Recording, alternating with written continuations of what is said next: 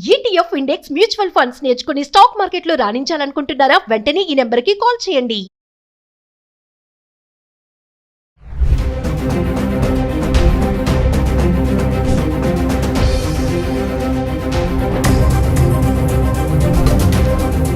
Hello viewers, welcome back to our channel. ప్రస్తుతం మనతో పాటు ఉన్నారు consumers welfare committee chairman Mandadi Krishna Reddy గారు. సార్తో మాట్లాడదాం.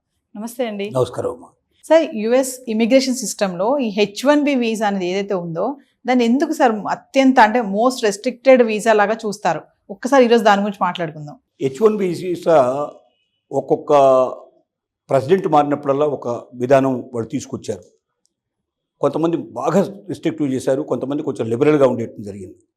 ఇప్పుడు ముఖ్యంగా ట్రంప్ వచ్చిన తర్వాత H1B వీసాకు పెరిగినంత వాల్యూ ఇంకా దేనికి లేదు. ఎందుకంటే మిగతా మార్గాల్లో వెళ్ళాలంటే కోట్ల రూపాయలు, ఇప్పుడు చెప్తున్నాడు కదా, గోల్డ్ కార్డు తీసుకోండి, సుమారుగా 47 కోట్లు ఇండియన్ కరెన్సీలో పే చేయండి అంటున్నాడు. అది ఏంటి? It is not the deposit, it is the fee. అంటే గోల్డ్ కార్డు తీసుకోవడానికి 47 కోట్లు కట్టేసావు. 47 కోట్లు కడితే అంటే ఒక్క రూపాయికి నీకు వాపసు రాదు. కట్టిన 24 అవర్స్లో you are going to the citizen of the American. అంత ఈజీగా అంత తొందరగా వచ్చేట్టుగా చేస్తున్నాడు. కానీ ఇక ఎవరైతే నాలెడ్జబుల్ పర్సన్స్ ఉన్నారో, ఎవరైతే వాళ్ళ యొక్క శక్తియుక్తులు ప్రదర్శించి వాళ్ళకు సంబంధించిన నైపుణ్యాన్ని, వృత్తి నైపుణ్యాన్ని పరీక్షించి చూపించుకొని అమెరికాలో స్థిరపడాలనుకుంటున్నారు, లేదా అమెరికా లోపల ఉద్యోగం చేయాలనుకుంటున్నారు, అమెరికా నుంచి సంపాదించుకోవాలనుకుంటున్నారు డబ్బు, అలాంటి వాళ్ళు ఉన్న ఏకైక మార్గం ఇక నుంచి H1B వీసానే అని చెప్పాలి. ఇక భవిష్యత్తులో అన్ని వీసాలు రద్దయిపోతాయి, ఏ ఉండవు. ఇక ఒకటి గోల్డ్ కార్డు వీసా, రెండోది H1B వీసా, మూడోది విజిటింగ్ వీసా. ఈ మూడే ఉంటాయి. మిగతావన్నీ పోయినా ఆశ్చర్యపడాల్సిన అవసరం లేదు. అతి త్వరలో, అంటే ఇప్పటికి ఇంకా కొన్ని అవి ఉన్నాయి, కానీ ఇంకా కొద్ది రోజులు అయిన తర్వాత ఇవన్నీ ఎగిరిపోయి ఈ 3 వీసాలే మిగులుతాయి. విజిటింగ్ వీసా అంటే ఎవరైనా సరే 6 నెలల కోసం 6 మంత్స్ మ్యాక్సిమం పీరియడ్ మన దగ్గర పాస్పోర్ట్ ఉన్నా కూడా వీసా వాడు ఇష్యూ చేస్తారు. వీసా 10 ఇయర్స్కి ఇష్యూ చేస్తారు. ఒక ఏజ్ అయిపోయిన తర్వాత 50 ఇయర్స్ 60 ఇయర్స్ దాటిన తర్వాత ఎవరికైనా 10 ఏళ్ళు దాదాపుగా వీసా ఇస్తారు.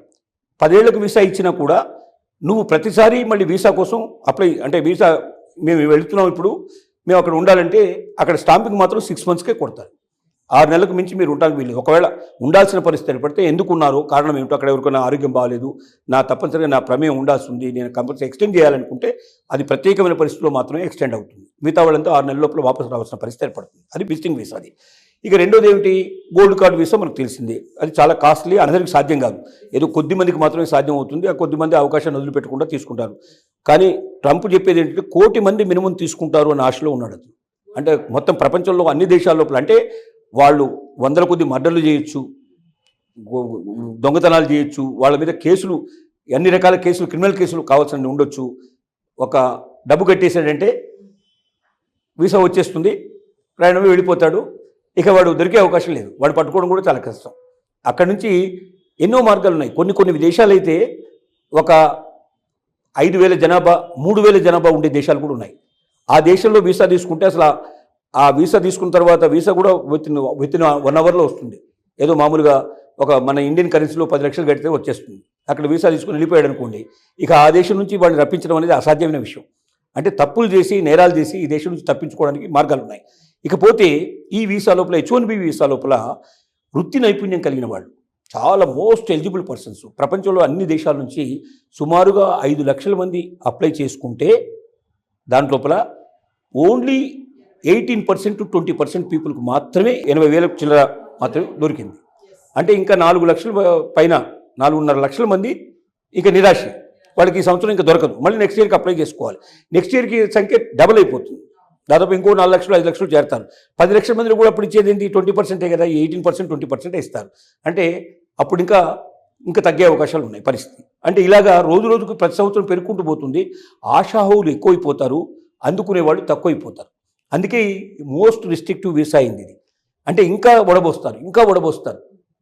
ఇంతకుముందు ఇప్పుడు లాటరీ సిస్టమ్ ఉంది, ఇప్పటిదాకా ఇంకా లాటరీ సిస్టమ్ తీసేస్తారు. ఈ సంవత్సరం నుంచి లాటరీ సిస్టమ్ తీసేసి అందరికన్నా ఎక్కువ ఎక్స్పీరియన్స్ ఎవరికి ఉంది, ఎక్కువ నైపుణ్యత ఎవరికి ఉంది, ఎక్కువ అవార్డ్స్ ఎవరు గెలుచుకున్నారు, నేషనల్ లెవెల్లో, ఇంటర్నేషనల్ లెవెల్లో గుర్తింపు ఎవరికి ఉంది, అలాంటి వాళ్ళని మాత్రమే చూజ్ చేసుకునే అవకాశం ఏర్పడుతుంది. అంటే మిగతా వాళ్ళందరూ కూడా ఇంకా దీని మీద ఆశ వదులుకోవాల్సిన పరిస్థితి ఏర్పడుతుంది.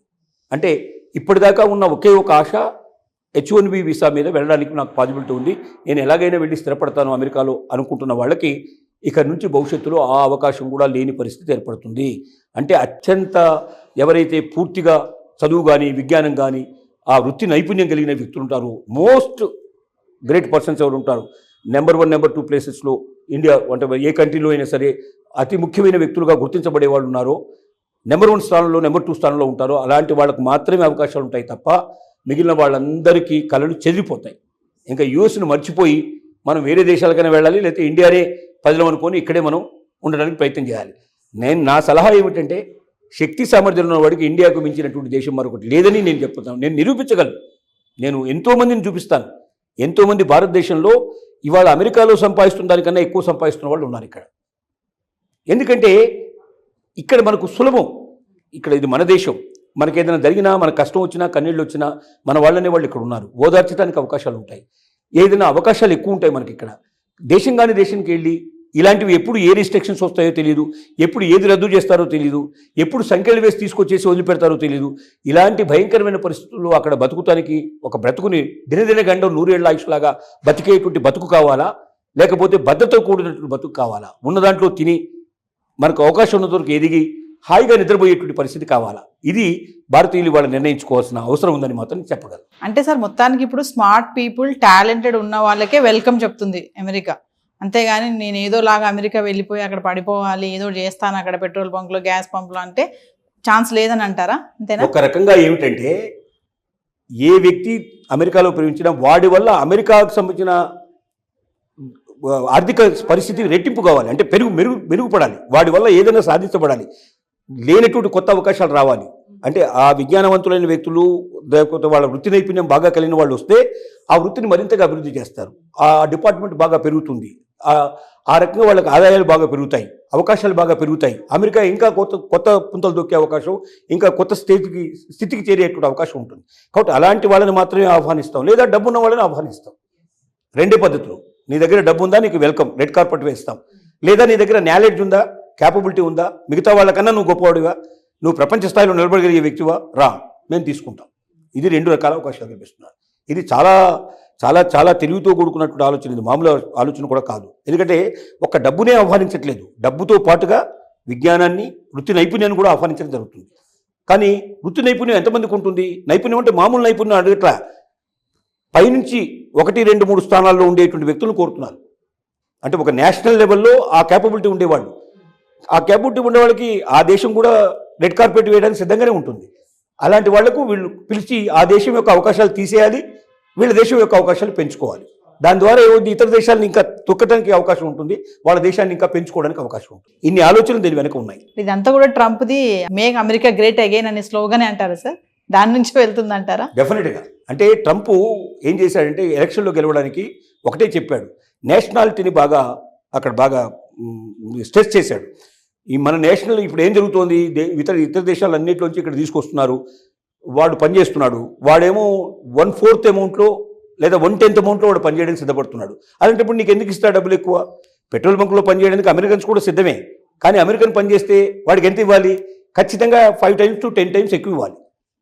అంటే ఒక $50 ఇండియన్కి ఇస్తే $500 వాడికి ఇవ్వాలి. ఎందుకంటే వాడు నేషనల్గా ఉన్నాడు కాబట్టి, వాడు అక్కడ సిటిజన్షిప్లో ఉన్నాడు కాబట్టి ఆ దేశపు పౌరులకి మినిమం ఇంత శాలరీ వేజెస్ ఇవ్వాలని ఖచ్చితంగా కండిషన్ ఉంది. కాబట్టి ఏం చేస్తున్నారంటే చూపించడమేమో $500 చూపిస్తున్నారు, కానీ $500 ఇవ్వరు. ఇచ్చినట్టు సంతకాలు పెట్టుకొని $50 ఇస్తారు. అంటే వీళ్ళు ఎంతకైనా పనిచేస్తారు. సో అతి తక్కువ చౌక దొరుకుతున్నారు కాబట్టి ఇతర దేశాల నుంచి విపరీతంగా తీసుకుంటున్నారు.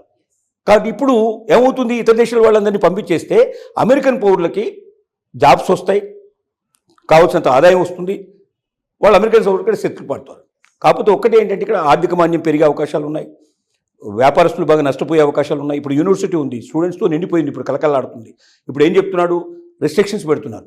యూనివర్సిటీ స్టూడెంట్స్ కూడా వాళ్ళు ఖచ్చితంగా మెరిట్ స్టూడెంట్స్ని మాత్రమే తీసుకోవాలి, డబ్బులు కట్టినంత మాత్రం ఎవరిని పడితే వాడిని తీసుకున్న వీళ్ళు లేదని చెప్తున్నారు. అలాంటప్పుడు చాలామంది వడబోసేస్తారు.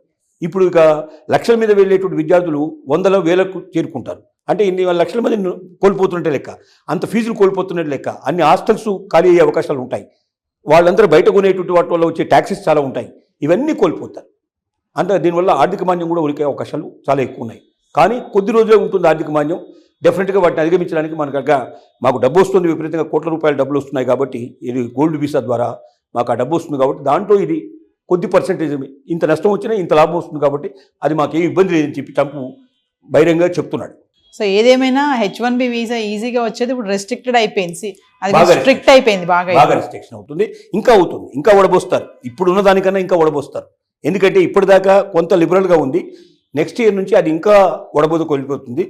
ఎందుకంటే ఇది గోల్డ్ వీసాలను పెంచుకోవాలంటే ఇక్కడ రిస్ట్రిక్షన్స్ పెట్టాలి. పెడితే ఏం చేస్తుంది గవర్నమెంట్, సపోజ్ ఇక్కడ ఎవరైనా కంపెనీలు ఉన్నాయనుకోండి, ఇక్కడ ఇప్పుడు అమెరికన్ కంపెనీస్ ఇండియాలో ఉన్నాయి, లేదా ఇండియా నుంచి కొంతమంది అక్కడికి పంపించదలుచుకున్నారు, ఇండియాలో ఉన్నట్టు కంపెనీస్ కొన్ని అమెరికాలో వాళ్ళ బ్రాంచెస్ పెట్టుకున్నాయి, కంపెనీ కడుతుంది ఆ డబ్బులు, గోల్డ్ వీసా డబ్బులు కంపెనీ కట్టి అక్కడికి వీళ్ళని పంపిస్తారు. అప్పుడేమవుతుంది ఆ వీసాలు ఇంకా పెరుగుతాయి. 1 కోటి మందిని రీచ్ అవ్వడం అంత సులభమైన విషయం కాదు. ఇప్పుడు మామూలుగా 1 కోటి మంది ఎందుకు వస్తారు, రారు కదా.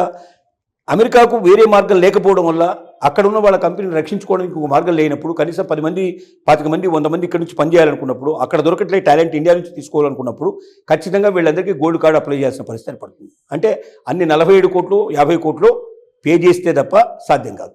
అప్పుడు గోల్డ్ కార్డుల యొక్క 1 కోటి అనేటువంటి ఆలోచనకి దగ్గరగా వెళ్ళే అవకాశాలు ఉంటాయి. వాటి కోసం వీటన్నిటిని కూడా సాధనంగా తీసుకుంటున్నారు అనమాట. Thank you sir.